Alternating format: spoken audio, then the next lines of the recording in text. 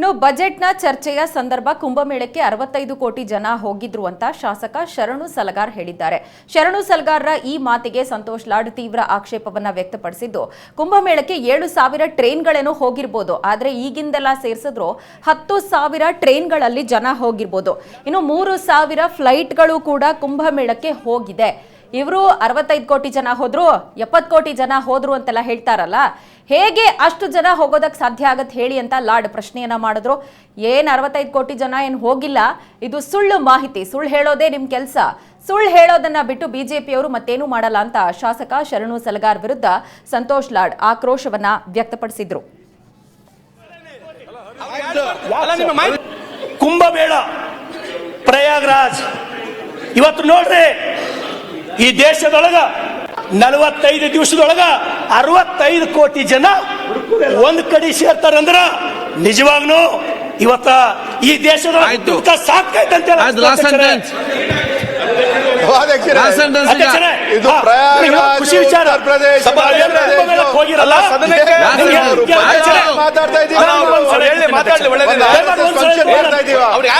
ಭಾವುಕಚಿವಿದ್ದೀನಿ.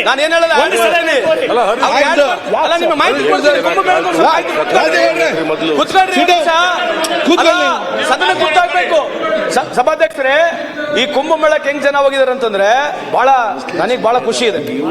ಎಲ್ಲರೂ ಹೋಗ್ಬೇಕು ಅದ್ರಾಗೇನು ಎಳ್ಳೆ ಅಭಿಪ್ರಾಯ ಇಲ್ಲ. ಆದ್ರೆ ಇಲ್ಲಿವರೆಗೆ ಹೋಗಿರ್ತಕ್ಕಂಥ ನನಗಿರ್ತಕ್ಕಂಥ ಮಾಹಿತಿ 7,000 ಟ್ರೈನ್ಗಳು, 3,000 ಫ್ಲೈಟ್, ಇನ್ನು ಸ್ವಲ್ಪ ಜಾಸ್ತಿ ಆಗಿರ್ಬೋದು. ಮಾತಾಡಕ್ ಬಿಡ್ರಿ. 7,000 ಟ್ರೈನ್ಗಳು ಬಿಟ್ಟಿದ್ದಾರೆ ಇಲ್ಲಿವರೆಗೆ, ಇನ್ನ ಸ್ವಲ್ಪ ಜಾಸ್ತಿ ಆಗಿರ್ಬೋದು. ಇಲ್ಲಿವರೆಗೆ 8,000 ರಿಂದ 10,000 ಇರ್ಬೋದು.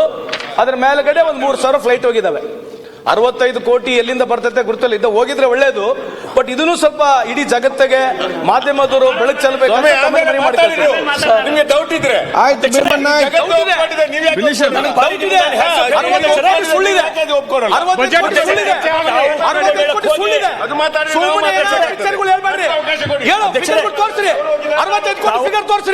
ಸುಮ್ಮನೆ ಕುತ್ಕೊಂಡು ಹೇಳ್ಬಿಟ್ರೆ ಕೇಳ್ಬಿಡೋಣ.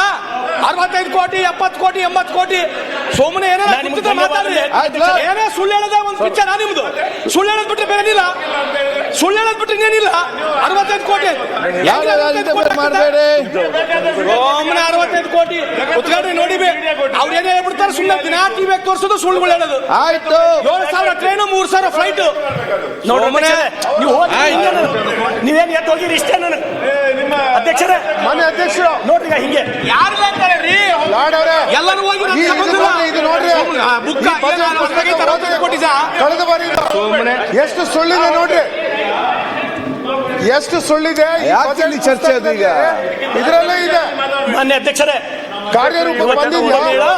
ಏನ್ ಕುಂಭಮೇಳ ಕೋಟಿ ಜನ ದರ್ಶನ ಪಡೆಯೋದು ಕುಂಭಮೇಳ ಮಾಡ್ತಾರೆ.